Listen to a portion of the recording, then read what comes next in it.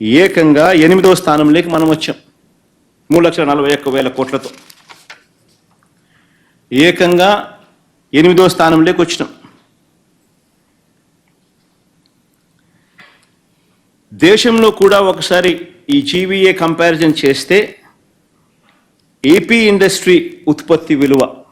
12.61% ఉంటే దేశంలో సగటు దేశంలో మ్యానుఫ్యాక్చరింగ్ జీవీఏ దేశం మొత్తం 8.17%.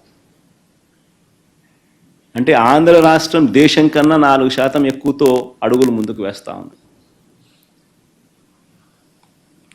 ఇక్కడే ఇదే సోషియో ఎకనామిక్ సర్వేకి సంబంధించి చంద్రబాబు నాయుడు గారు తన బడ్జెట్తో పాటు ప్రవేశపెట్టిన సోషియో ఎకనామిక్ సర్వే డాక్యుమెంట్ కూడా ఒకసారి బయటికి తీద్దాం.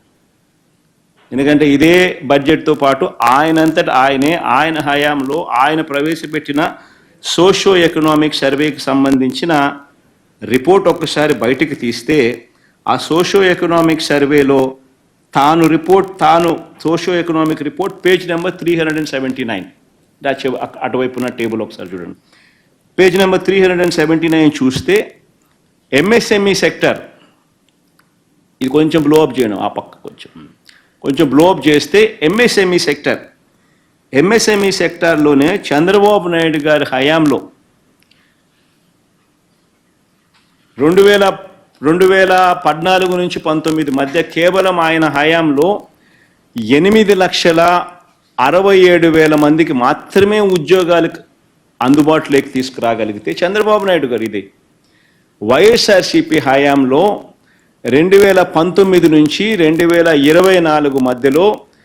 ఏకంగా 32,79,770 ఉద్యోగాలు వైఎస్ఆర్సీపీ కల్పించినట్టుగా ఆయన ప్రవేశపెట్టిన socio economic survey report budget డాక్యుమెంట్స్తో ప్రవేశపెట్టిన సోషియో ఎకనామిక్ సర్వే రిపోర్ట్తో ఆయనే ఒప్పుకుంటూ అసెంబ్లీలో ప్రవేశపెట్టాడు. చంద్రబాబు నాయుడే ఆయన 5 సంవత్సరాలకు సంబంధించిన ఆయన డేటా వైఎస్ఆర్సీపీ ప్రభుత్వ హయాంలోకి సంబంధించిన 2019 నుంచి 24 సంబంధించిన data socio economic survey page number 379లో ఆయనే సోషియో ఎకనామిక్ సర్వే ద్వారా చూపించిన డేటా ఆయన 5 సంవత్సరాలలో ఎంఎస్ఎంఈల ద్వారా క్రియేట్ అయిన ఉద్యోగాలు ఎన్ని అని చూస్తే